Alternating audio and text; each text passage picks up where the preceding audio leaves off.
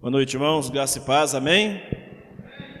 Glória a Deus, muito bom podermos adorar o Senhor, bendizê-lo, dizer o quanto Ele é maravilhoso, mesmo em dias tão difíceis como esse que temos vivido, ainda assim nós cremos na providência de um Deus soberano e maravilhoso, que prometeu estar conosco todos os dias, até a consumação dos séculos. Dias bons, dias ruins, não importam. Ele estará conosco todos os dias. Amém? Vamos abrir nossas Bíblias no Evangelho de João, capítulo 8. Evangelho de João, capítulo 8. De 1 a 11. Diz assim a palavra do nosso Deus: Jesus, no entanto, foi para o Monte das Oliveiras e de madrugada voltou novamente para o templo, e todo o povo se reuniu em volta dele, e Jesus, assentado, os ensinava. Então os escribas e fariseus trouxeram à presença dele uma mulher surpreendida em adultério, e fazendo-a ficar em pé no meio de todos, disseram a Jesus: Mestre, esta mulher foi surpreendida em flagrante adultério. Na lei, Moisés nos ordenou que tais mulheres sejam apedrejadas. E o Senhor, o que tem a dizer? Eles diziam isso tentando-o, para terem de que o acusar. Mas Jesus, inclinando-se, escrevia na terra com o dedo. Como eles insistiam na pergunta, Jesus se levantou e lhes disse: Quem de vocês estiver sem pecado, seja o primeiro a atirar uma pedra nela. E inclinando-se novamente, continuou a escrever no chão. Mas eles, ouvindo essa resposta, foram saindo um por um, a começar pelos mais velhos até os últimos, ficando só Jesus e a mulher em pé diante dele. Levantando-se, Jesus perguntou a ela: Mulher, onde estão eles? Ninguém condenou você? Ela respondeu: Ninguém, Senhor. Então disse Jesus: Também eu não a condeno. Vai e não peques mais. Amém. Geralmente, essa passagem das Escrituras é conhecida como a passagem da mulher adúltera. Assim foi intitulado esse episódio em algumas traduções bíblicas. E mesmo sabendo que esse título não é um título inspirado, ou seja, não faz parte do texto bíblico original, mas querendo ou não, ficou marcado ou ficou gravado em nossas memórias, em nossas mentes, que esse capítulo 8, de 1 a 11, é o texto da mulher adúltera. Amados, esse texto bem poderia ser mais destacado pelo perdão e pela misericórdia de Jesus, que sendo ali o único capaz, o único que poderia de fato condenar aquela mulher, decidiu por perdoá-la. Talvez mais apropriado seríamos chamar esse texto de João 8, de 1 a 11, como o texto da mulher perdoada, ou, quem sabe, o texto da extraordinária misericórdia de Jesus. Mas eu escolhi dar um nome a esse texto esta noite: o Deus das segundas chances. O Deus das segundas chances. Amados, estamos diante de um dos textos mais difíceis da palavra de Deus. Difícil porque um erro de interpretação aqui pode ser a ruína para muitas pessoas. Tanto no sentido de achar que aqui pode ser um passaporte, ou que Jesus esteja dando aqui um passaporte para o pecado. Na linguagem geral aí moderna, o pessoal está chamando de passar pano, né?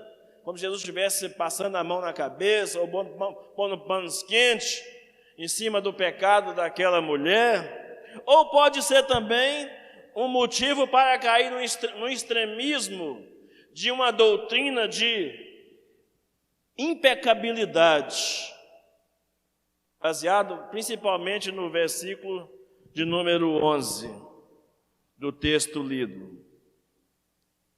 O que nós temos nesse texto aqui? Nós temos uma mulher acusada de pecado de adultério, surpreendida no ato, como foi falado aqui pelos seus acusadores, e ela está prestes a ser morta pelas mãos de outros pecadores, que já a haviam julgado.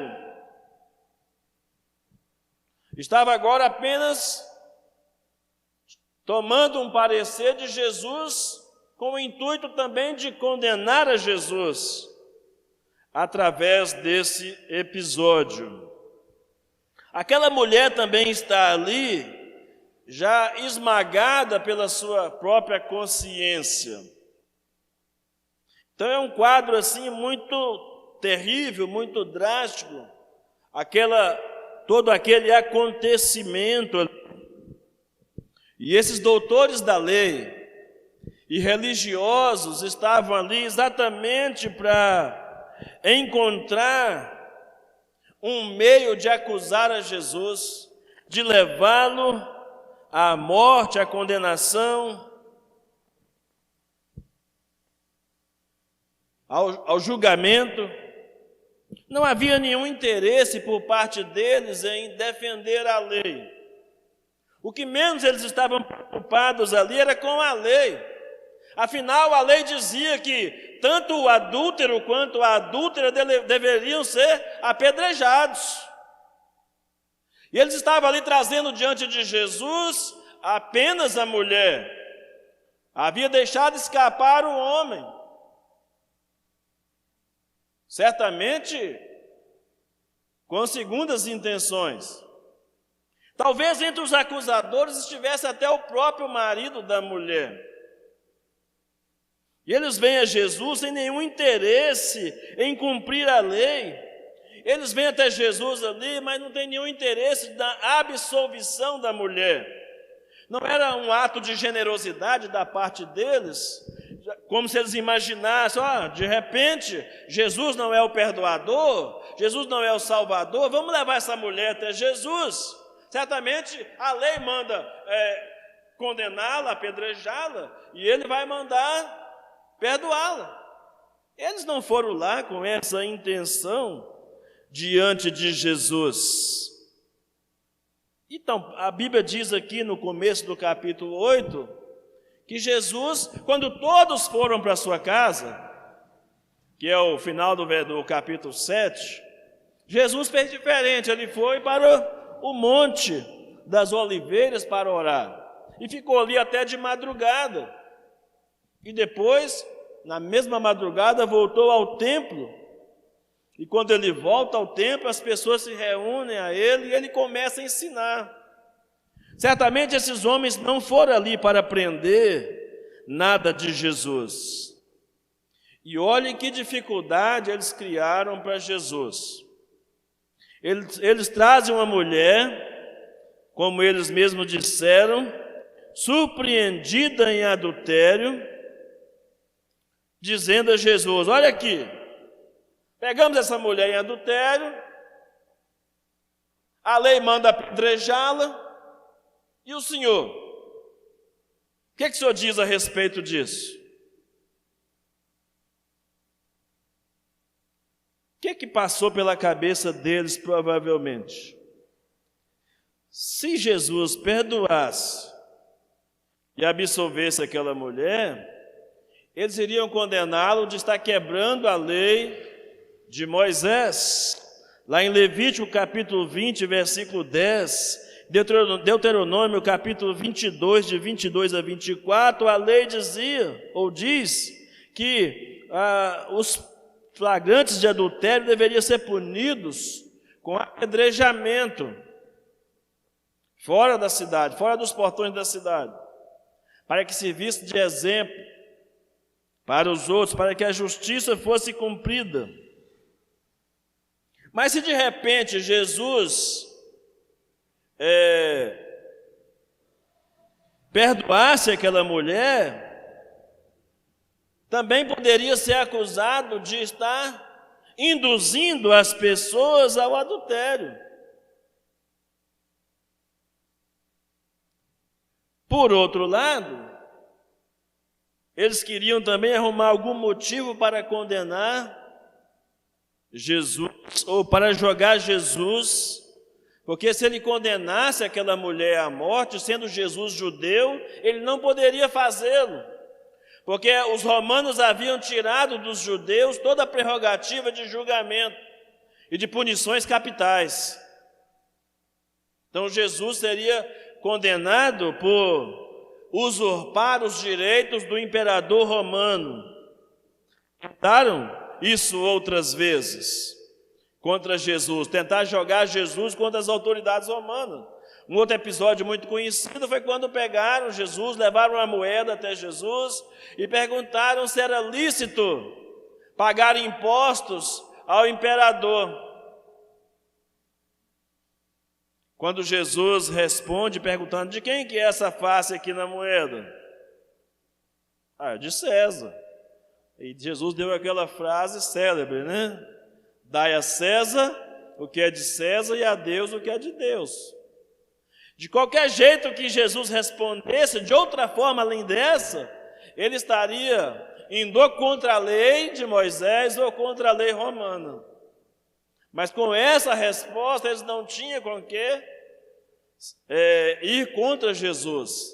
Assim como nesse momento aqui, o desenrolar dos fatos nessa história, vamos perceber que Jesus, na sua infinita sabedoria, graça e misericórdia, fez aquilo que nenhum de nós faríamos naquele momento ali.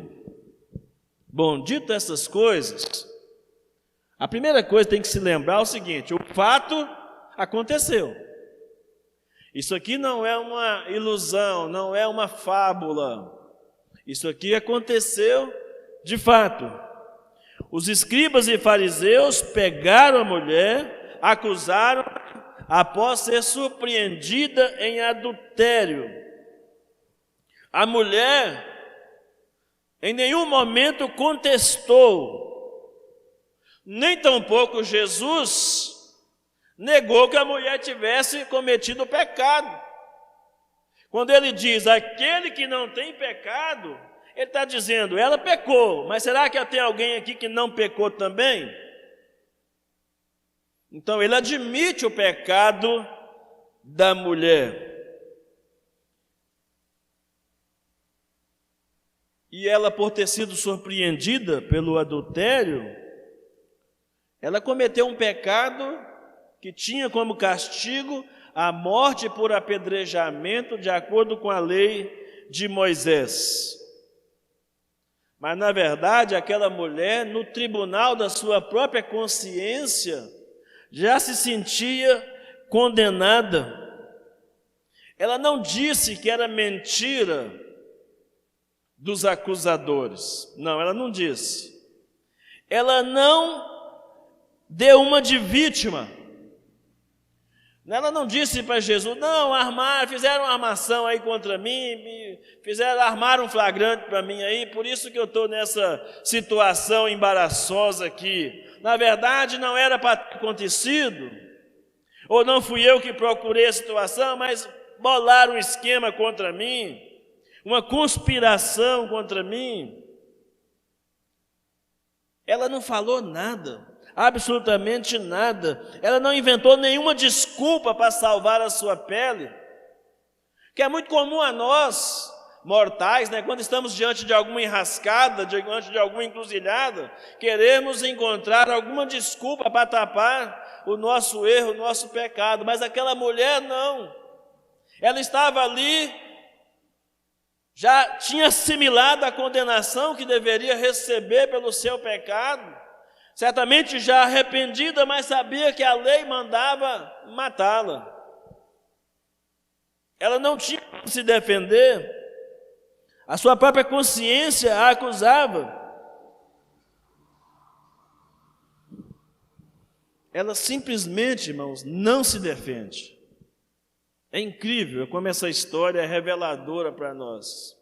Ela está ali, os acusadores expõem essa mulher à vergonha pública, pega essa mulher e coloca a mulher em pé diante de todos, num grupo onde Jesus estava ensinando um monte de pessoas. Eles vêm com essa mulher e colocam no meio das pessoas e diz: olha, essa mulher aqui é uma adúltera.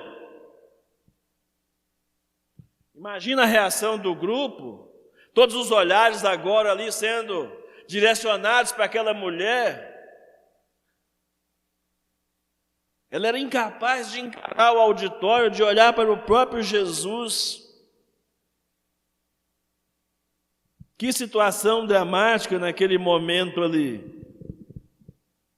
Os acusadores da mulher, irmãos, eles não eram puros, nem de ações e nem de intenções. O que estava no coração deles é que eles eram cruéis.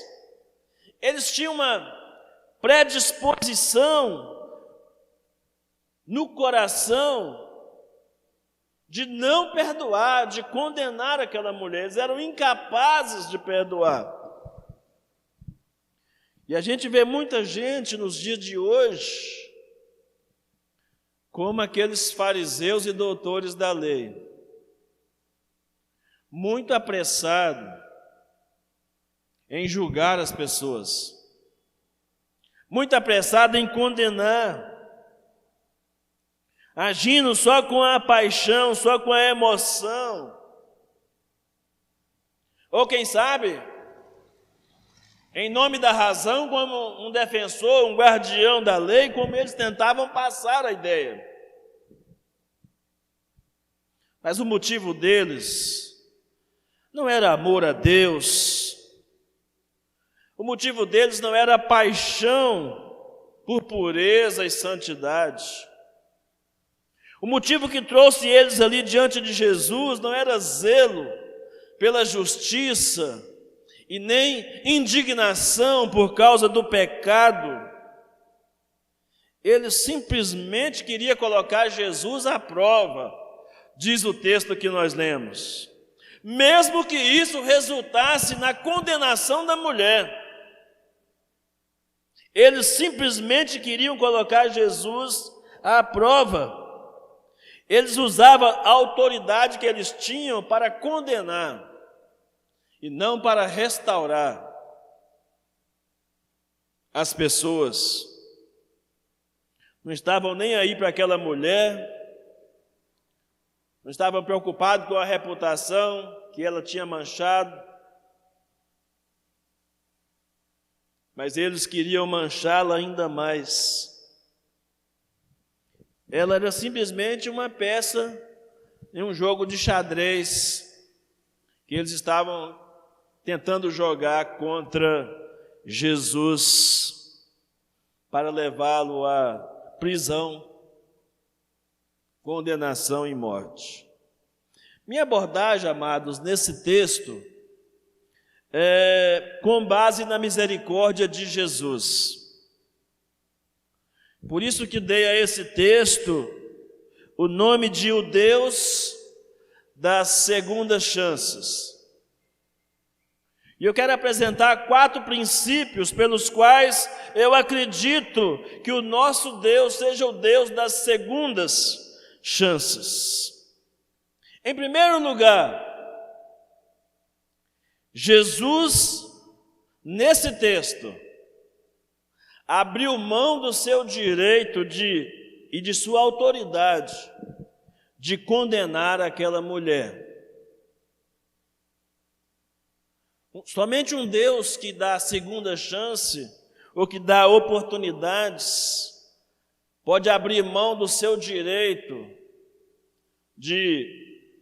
e de sua autoridade de condenar. É claro que, como eu já disse no começo aqui, na parte inicial dessa reflexão, é claro que o contexto aqui é de maldades que aqueles religiosos estavam tramando, preparando a armadilha para condenar Jesus. Mas mesmo assim Jesus se levanta e diz: aquele que não tem pecado, atira a primeira pedra. Atira a primeira pedra. Jesus era o único ali. Jesus era o único ali que poderia de fato condenar aquela mulher. E ele sabia disso, e os religiosos dali também sabiam disso. Tanto que depois dessa frase emblemática de Jesus, aquele que não tem pecado atira a primeira pedra, a Bíblia diz que, ao ouvirem isso, foram se retirando um a um, começando pelos mais velhos, certamente os mais pecadores, e foram se retirando até que não ficasse nenhum dos acusadores ali. O que Jesus nos ensina aqui, amados?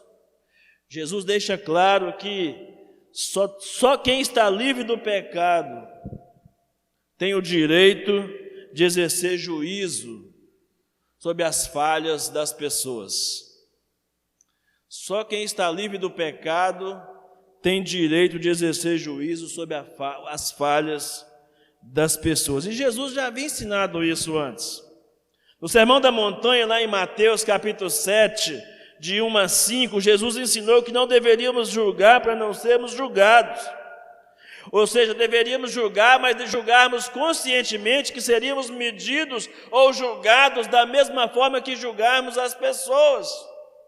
Jesus também disse que antes mesmo de você querer tirar o cisco ou apontar o erro do seu irmão, olhe para os seus erros primeiro. A gravidade dos seus pecados primeiro, antes de apontar os erros e os pecados das outras pessoas. Mateus 7, de 1 a 5, Jesus fala sobre isso. E isso revela uma característica muito comum nossa, irmãos. Nós somos muito rápidos em criticar, somos muito rápidos em julgar as pessoas e somos lentos em perdoar. Somos lentos em dar oportunidade para as pessoas renascer na nossa história, reconstruir a história juntamente conosco. Nós temos muitas dificuldades, toleramos muito pouco as falhas das pessoas. Nós não temos paciência com a falha das pessoas, com o pecado dos outros, mas queremos que os outros tolerem nossos pecados, queremos que as pessoas tenham paciência, que nos perdoem rapidamente. E mais do que isso, nós somos misericordiosos conosco mesmo. Ao mesmo tempo que ocultamos as nossas falhas, nós queremos expor e apontar as falhas dos outros. E é nesse contexto que Jesus diz: quem não tem pecados, atira a primeira pedra. Eu não sei se os irmãos sabem desse detalhe, mas quando Jesus fala isso, ele não fala isso ao léu. Ele não fala isso sem profundidade ou sem embasamento. Ele estava embasado na própria lei. Não foi uma frase assim que saiu solta da cabeça de Jesus, embora ele pudesse fazer isso. Não, mas para aquelas raposas, para aqueles homens lá, doutores da lei, fariseus, religiosos, ele deveria usar a própria lei para adverti-los. Porque a lei dizia lá em Deuteronômio 17:7, Levítico 24:14, que as testemunhas do crime devem ser as primeiras a atirar as pedras. E que para isso não podem ter participação no crime. E Jesus então aqui eleva essa participação no crime a um outro grau, que não era só estar no lugar do crime ou ter cometido o mesmo crime, mas o simples desejo de praticar a mesma coisa os condenaria.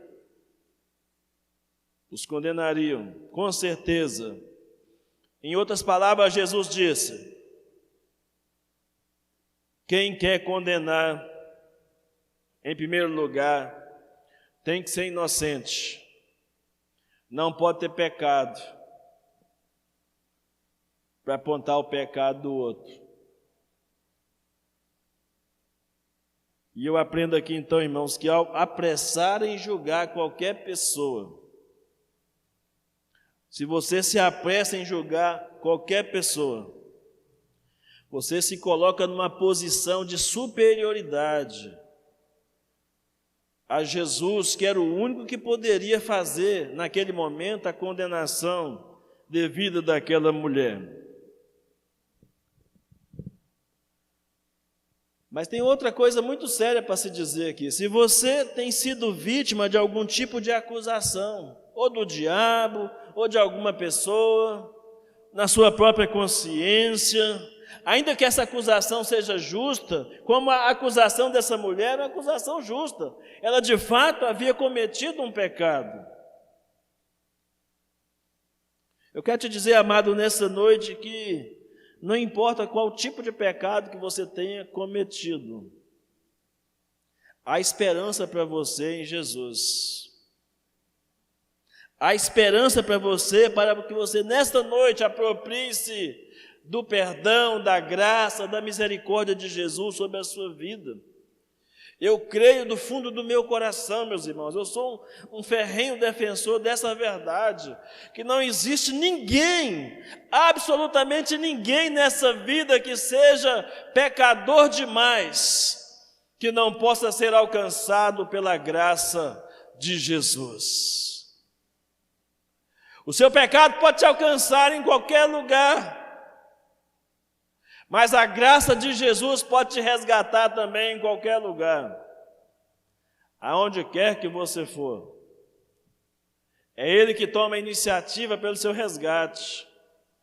Sempre foi assim desde o Éden, e sempre será, por graça e por misericórdia.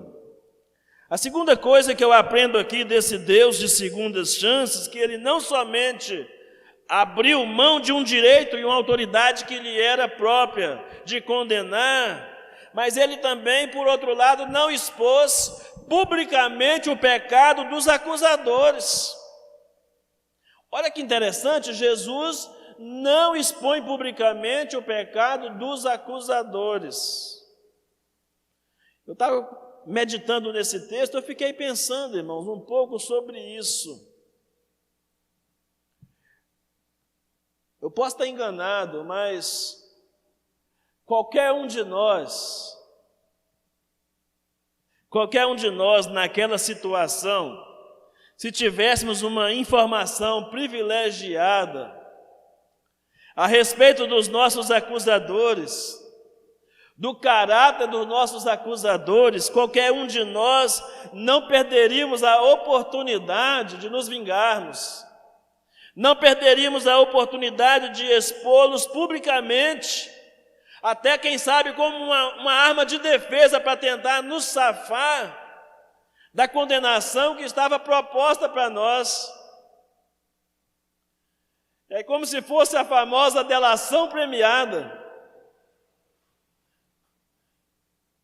E eu falo o que eu sei sobre os outros para tentar aliviar a minha barra. Mas Jesus não fez isso.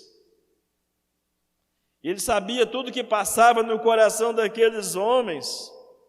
Jesus poderia ter escolhido esse caminho de revelar os segredos do coração desses acusadores e envergonhá-los publicamente, mas ele preferiu guardar o silêncio, e o texto diz que ele toma uma decisão emblemática. Ele se abaixa e começa a escrever com o seu dedo no chão. O texto não diz o que Jesus escreveu, não adianta querer inventar aqui. O texto não fala, a gente pode imaginar, Jesus estava escrevendo os pecados deles, Jesus estava fazendo uma relação de quantos ali eram os pecadores, quem é que tinha mais pecado. Você pode pensar várias coisas, mas o texto não diz isso. Uma coisa que com certeza o texto diz é que era uma sentença de acusação. E que Jesus não estava dizendo diante de todos, mas estava escrevendo no chão. Porque a palavra grega traduzida aqui para escrever significa escrever uma sentença contra alguém. Esse é o significado da palavra no original bíblico. Por outro lado, quando Jesus disse: quem dentre vós estiver sem pecado, seja o primeiro a atirar uma pedra nela, a palavra sem pecado aqui, ela é traduzida do original grego como sendo não só sem pecado praticado, mas sem pecado com a intenção, com o desejo. Tanto que Jesus já havia nivelado essa situação. Lembra do texto do Sermão da Montanha? Todo aquele que olhar para uma mulher com intenção impura, no seu coração já cometeu adultério com ela. Então, qual daqueles ali que talvez não tivesse cometido um pecado como aquele? Ali Jesus está abordando a questão do pensamento, a questão da vontade secreta do coração.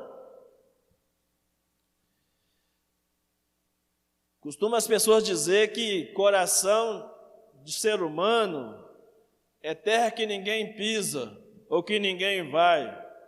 Eu quero desapontar você nessa noite, meu irmão. Jesus não só entra no coração, mas ele esquadrinha ele. Ele esmiuça. Ele vai nas profundezas do seu coração e do meu coração. Ele conhece as intenções. E discerne essas intenções pela sua própria palavra. Que a Bíblia diz em Hebreus que a palavra de Deus ela é como uma espada que vai lá no profundo e corta no profundo do nosso ser, na divisão entre a medula e o coração e os ossos, lá no interior, vai lá na profundidade, nas entranhas. Uma tradução fala dos rins, né? Nas entranhas, vai lá no profundo do nosso ser. Em outras palavras, Jesus está dizendo para aqueles homens que vieram acusar aquela mulher: vocês só podem apedrejá-la se nunca desejaram no coração fazer o mesmo. Vocês só podem apedrejá-la se vocês nunca desejaram ou nunca pensaram, nunca foram tentados a fazer exatamente o mesmo que ela fez. Com isso, Jesus toca o nervo exposto, ele toca na ferida dos religiosos e doutores da lei. Ficou claro aqui, irmãos, que o pecado daqueles acusadores era mais terrível do que o pecado da própria mulher, porque esse pecado estava oculto aos olhos das pessoas e eles destilavam uma falsa justiça através da acusação de uma pecadora do pecado dos quais eles também tinham vontade. Talvez muitos daqueles até tivessem praticado tal ato também. Mas como não haviam sido pegos, então se safaram. E agora queriam humilhar publicamente aquela mulher. E está ali uma mulher alquebrada, de tão envergonhada que não tinha coragem sequer de levantar o seu rosto. Foi colocada em pé diante da multidão ali, depois colocada em pé diante de Jesus. O que eu aprendo aqui, amado, é que você e eu precisamos pensar muito antes de desejar expor publicamente alguém. Conheço a história de uma pessoa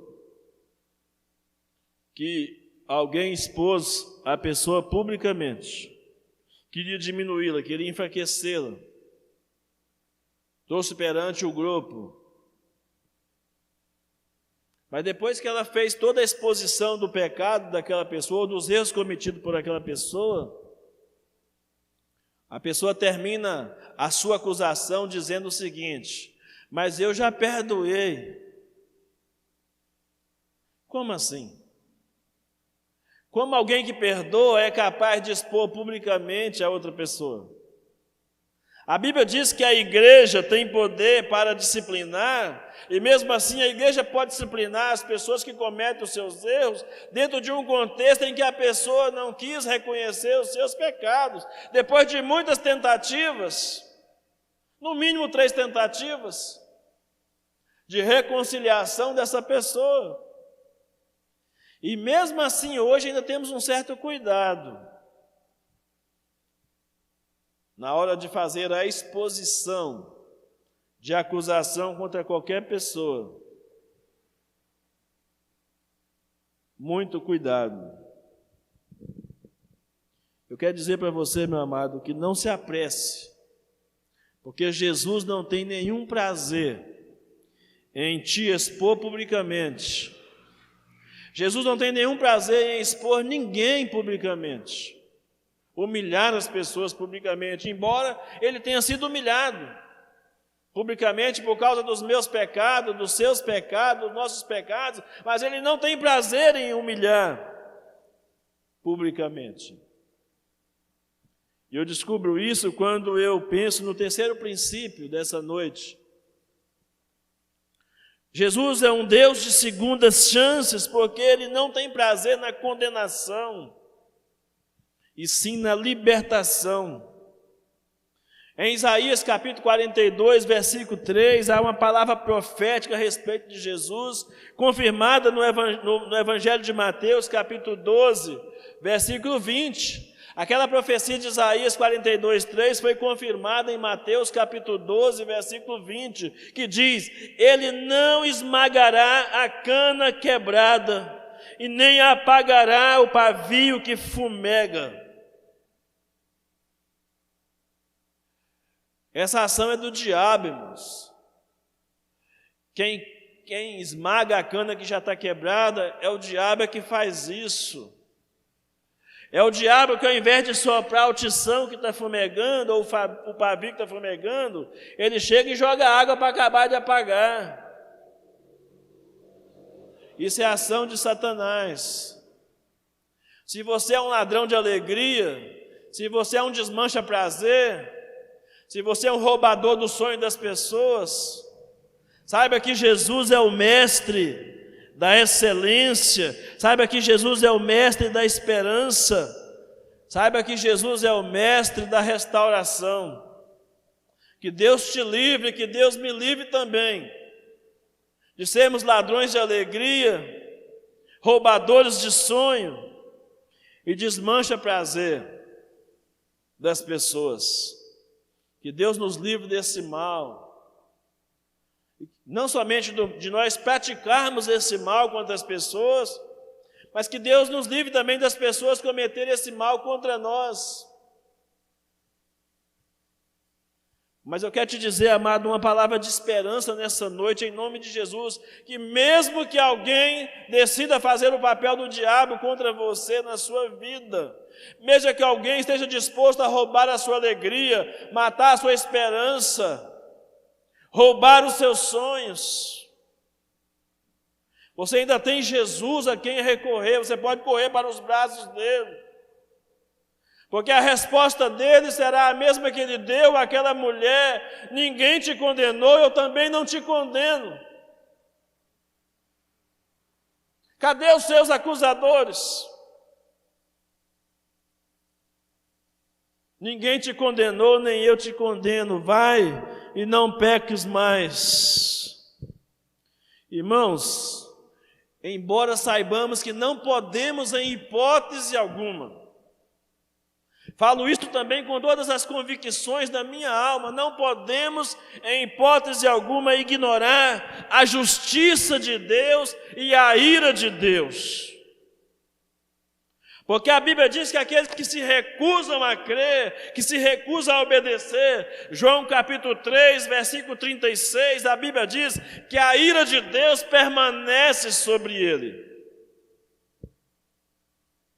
Mas a Bíblia diz também, nos versículos anteriores, que Jesus não tem nenhum prazer em condenar. Podemos afirmar com certeza, irmãos, que não há festa no céu. Não há festa no céu quando um pecador é condenado. Mas por mais de uma vez nós encontramos no Novo Testamento a referência de que há festa no céu quando um pecador se arrepende, quando um pecador se converte, quando um pecador é salvo. Só no capítulo 15 de Lucas nós temos 3 vezes Jesus falando sobre essa alegria. No verso 7 ele diz: digo-vos que assim haverá alegria no céu por um pecador que se arrepende, mais do que por 99 justos que não necessitam de arrependimento. No verso 10 ele diz: assim vos digo que há alegria diante dos anjos de Deus por um pecador que se arrepende. E no versículo 32 ele diz: mas era justo alegrarmos-nos e folgarmos por este teu irmão que estava morto e reviveu, tinha se perdido e achou-se. Dizer essas verdades aqui, irmãos, não quer dizer que Jesus ignorou a lei. Não, Jesus não ignora a lei. Jesus expõe o quão grave é o pecado, inclusive os pecados internos, os pecados do coração, das intenções, os pecados do julgamento. Mas também eu aprendo aqui que Jesus ama a pecadora o bastante para restaurá-la. Capítulo 8, verso 7 de João. Com isso eu aprendo 3 coisas, ou 3 ensinamentos profundos aqui. Primeiro, Jesus diz que a lei é boa e santa. E ele usa os argumentos da lei. Porque ele diz assim: tá bom, a lei de Moisés diz que é para apedrejar, nós vamos apedrejar, ué. Nós vamos cumprir a lei. E que comece por aqueles que testemunharam o fato, ué. Quem não tem pecados, atira a primeira pedra, porque a lei exige que seja assim. Deuteronômio 17. A lei exige que seja assim. E que não tenha participação no ato. Significa nem naquele ato, nem ter cometido pecados daquela natureza. Jesus me ensina aqui, amados, que o pecado ele é maligno, ele é terrível, ele destrói as pessoas, por dentro e por fora. Mas eu aprendo aqui também que o amor de Jesus pelos pecadores é ilimitado. Não tem fim o amor de Jesus. Ele não veio para condenar, ele veio para salvar, a Bíblia diz. João capítulo 3, do verso 17 ao 21. Talvez alguém pode perguntar: pastor, então já que é assim, ele não veio para condenar, então vai salvar todo mundo. Não é isso que o texto está dizendo. Tanto que o texto explica no contexto que a condenação é essa, que os homens amaram mais as trevas do que a luz, porque as suas obras são más. A condenação não é pela vontade de Deus, é pelas escolhas dos homens. É isso que a Bíblia está dizendo aqui, meus irmãos. Por justiça, a mulher em questão merecia e deveria morrer. Não só ela, mas o adúltero também. Ela e o homem com quem ela havia adulterado deveriam ser mortos ali naquele momento, apedrejados por justiça. Amados, mas que coisa maravilhosa. O seu perdão e a sua salvação não é uma questão de justiça, é graça. É graça de Deus. Porque por justiça todos nós aqui estaríamos perdidos. Por justiça todos nós aqui seríamos condenados ao inferno, à morte. Salvação é graça. Graça é algo que eu não mereço e recebo. Mas salvação também é misericórdia. A punição que estava destinada a você e a mim, Jesus recebeu sobre si. Para que você e eu pudéssemos experimentar o perdão. Para que você e eu pudéssemos ouvir a voz dele falando conosco, nem eu te condeno. Nem eu te condeno. É o que ele está dizendo agora, sussurrando, quem sabe, no seu coração, na sua mente, nessa noite, nem eu te condeno.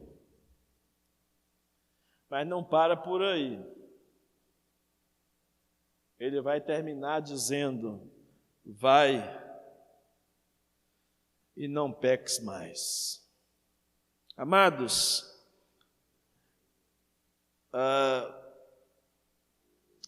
o arrependimento daquela mulher era sincero, diante das acusações que lhe estavam sendo propostas. Jesus tinha autoridade para condená-la, mas decidiu, com seu poder, restaurá-la por graça e misericórdia. John MacArthur, no seu comentário, diz que o perdão de Jesus não é um salvo-conduto para pecar. Jesus não condenou a mulher, mas ordenou que ela abandonasse o pecado como estilo de vida, ou o seu estilo de vida pecaminoso.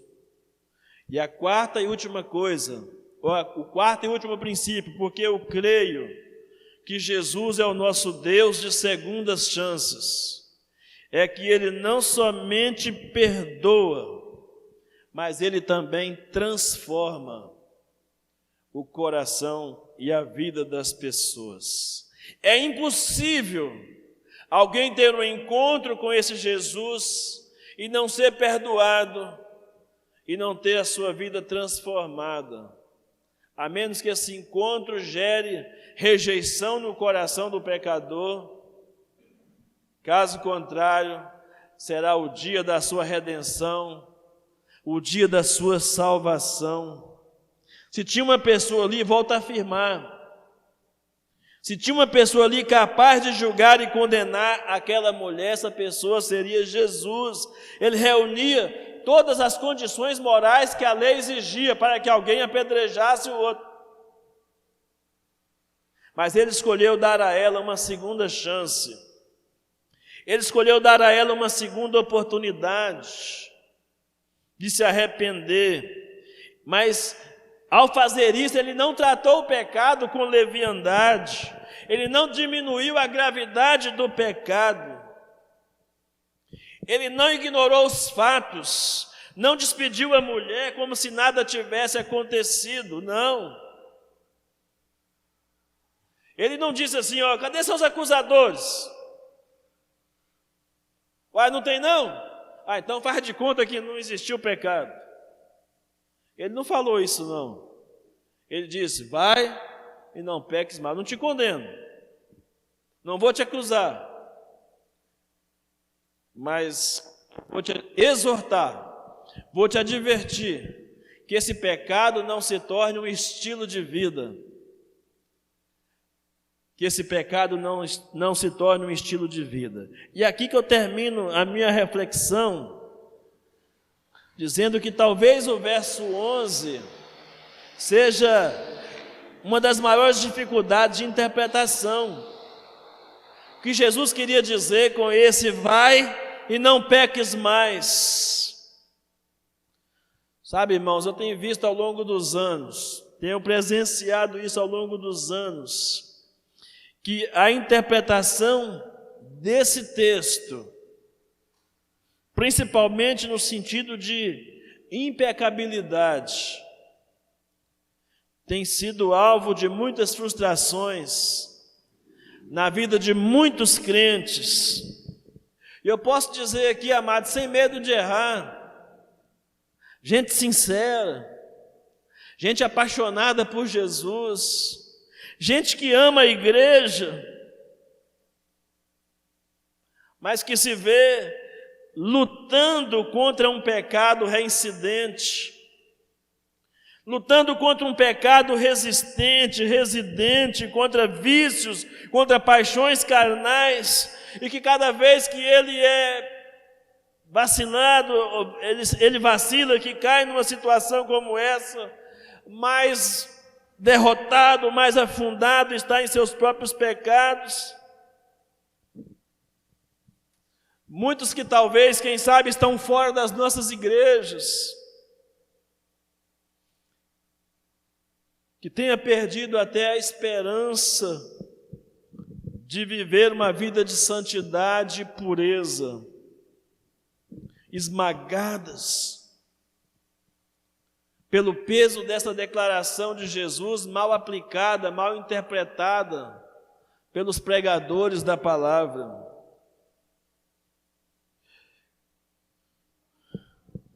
Jesus é o mestre do perdão. Ele havia ensinado a lição sobre o perdão, que as pessoas deveriam ser perdoadas 70 vezes 7. Perdões ilimitados. E eu fico pensando, por que razão Jesus agiria de forma diferente com a mulher? Por que razão você tem dificuldades para receber o perdão de Jesus na sua vida? De confiar de que Ele também perdoará você. Por que razão você pode duvidar do perdão de Jesus? Com a ordem, vai e não peques mais, Jesus quis nos ensinar várias verdades. E as principais aqui são, em primeiro lugar, que essa não é uma declaração de impecabilidade, porque isso é coisa que, infelizmente, é impossível nesse corpo mortal, já que temos duas naturezas dentro de nós, declarando guerra constante uma contra a outra. E a segunda lição que aprendemos aqui nessa expressão, vai e não peques mais, é a respeito do arrependimento, que o verdadeiro arrependimento é marcado pelo abandono do pecado como estilo de vida. Embora não devamos, mas podemos até mesmo cometer o mesmo pecado, mais de uma vez. Mas se você entendeu a doutrina do perdão e da restauração, aquela outra vez será como se fosse a primeira vez, e deveria trazer no seu coração a mesma disposição inicial de ter um coração quebrantado, arrependido, porque quem não entende assim, o sentimento de culpa vai tomar conta de uma forma tão grande no seu coração que ele vai sentir vergonha de voltar para Jesus, de voltar para a igreja, de confessar o seu pecado, de admitir os seus erros.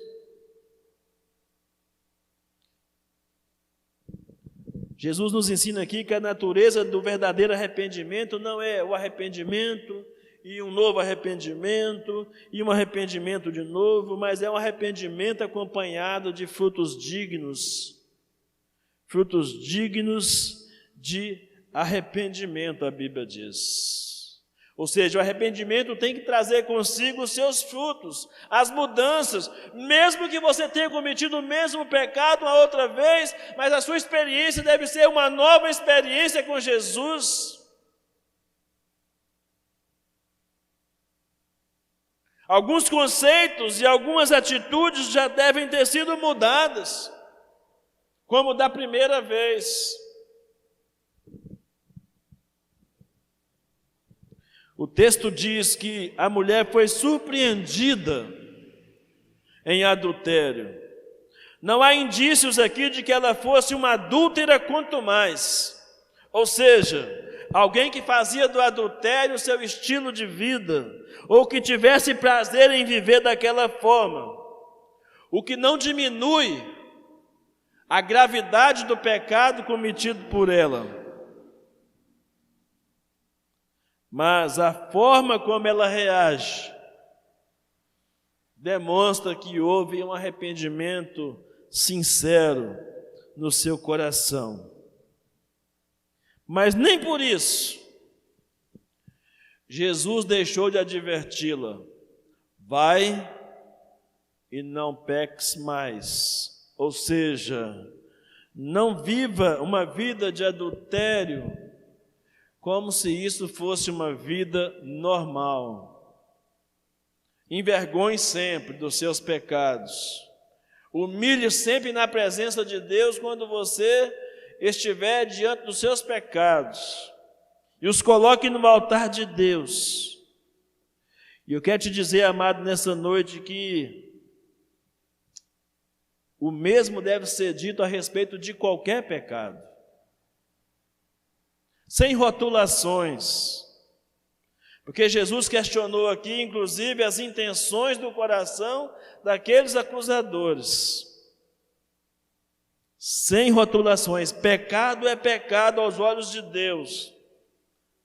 Não importa se você é um adúltero ou se você é um mentiroso. Não importa se você rouba R$1 ou se você rouba 1 milhão. Ou se você não é um dizimista, não importa.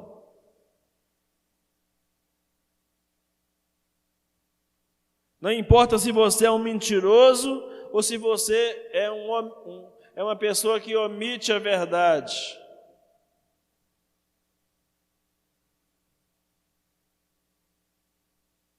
A Bíblia diz, Tiago capítulo 4, versículo 17, todo aquele que sabe fazer o bem e não faz, comete pecados.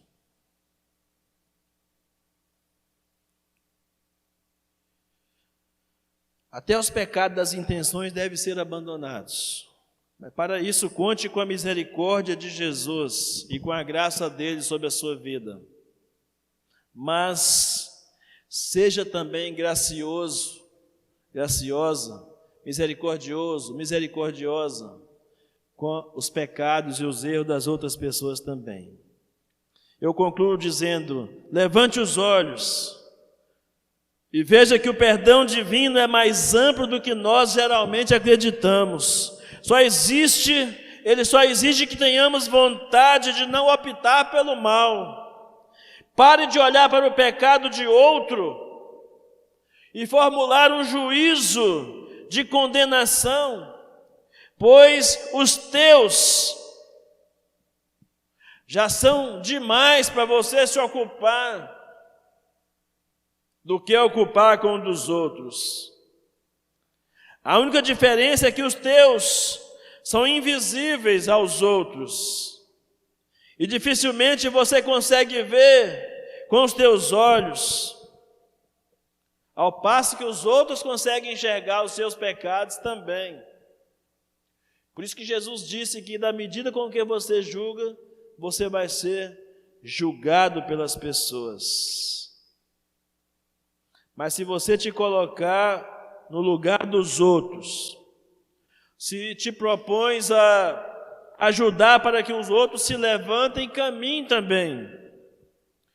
A Bíblia diz que você tem um texto de Tiago, capítulo 5, se você ajudar a levantar um pecador do seu caminho, você terá livrado uma alma do inferno, da condenação. Agora é com você, que de alguma forma se sente acusada pela sua própria consciência. Você que tem dificuldades de perdoar a si mesmo, eu pergunto, como está o seu coração essa noite? Como está o seu coração essa noite? Talvez você sofra por algumas acusações que te fizeram. Talvez você tenha a sensação de que está todo mundo olhando para o seu pecado. Talvez você tenha a sensação de que todos querem te apedrejar. Que você está num beco sem saída.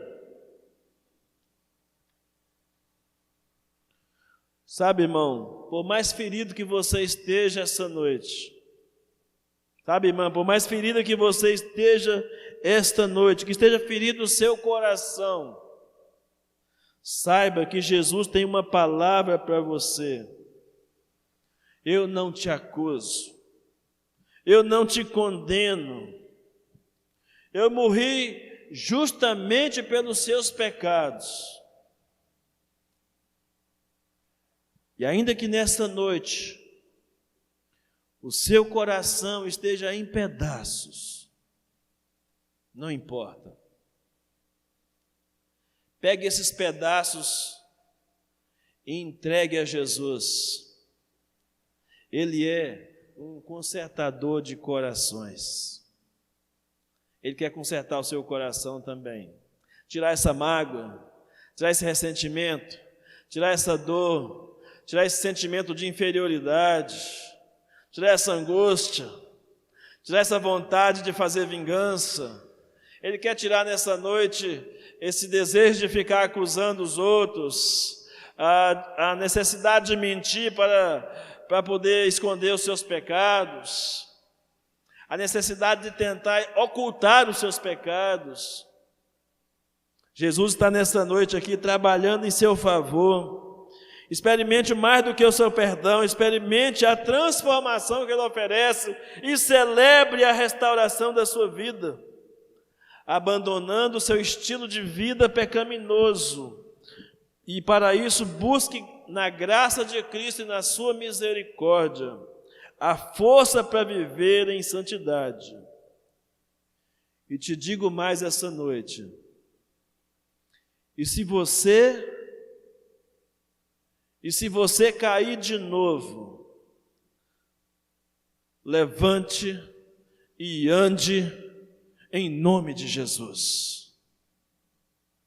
Levante e ande em nome de Jesus. Não fique prostrado.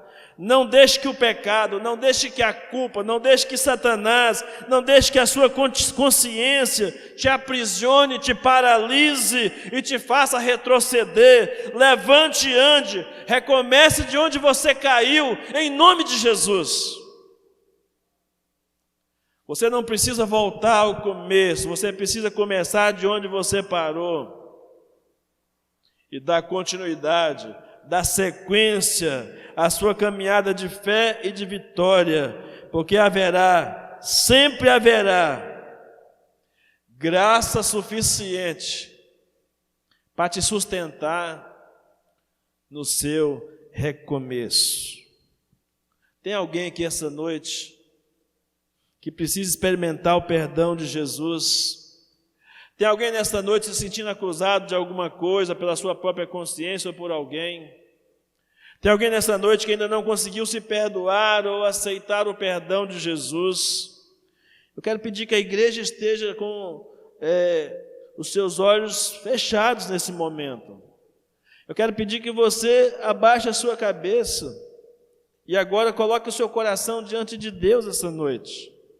E se tiver alguém aqui essa noite, sentindo em seu coração que necessita ser perdoado, que está precisando sentir esse carinho, esse afago de Jesus no seu coração, dizendo: eu não te condeno, eu não te acuso.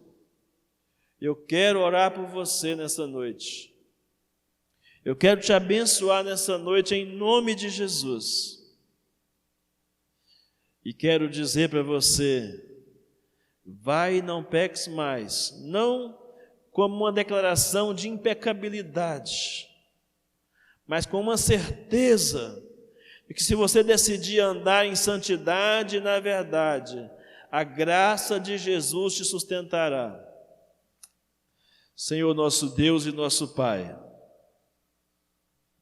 colocamos diante do Senhor que mesmo não havendo nenhuma manifestação pública desse desejo de perdão, mas que de alguma forma, aí no interior do coração, algo novo esteja acontecendo diante das verdades ministradas nessa noite, de graça, misericórdia e perdão. Que haja, Senhor Deus, de uma tal maneira sobre esta vida, sobre esse coração que nos ouve essa noite, de que a vida dos nossos ouvintes esta noite, aqui ou pelas redes sociais, nunca mais seja a mesma. Em nome de Jesus. Amém.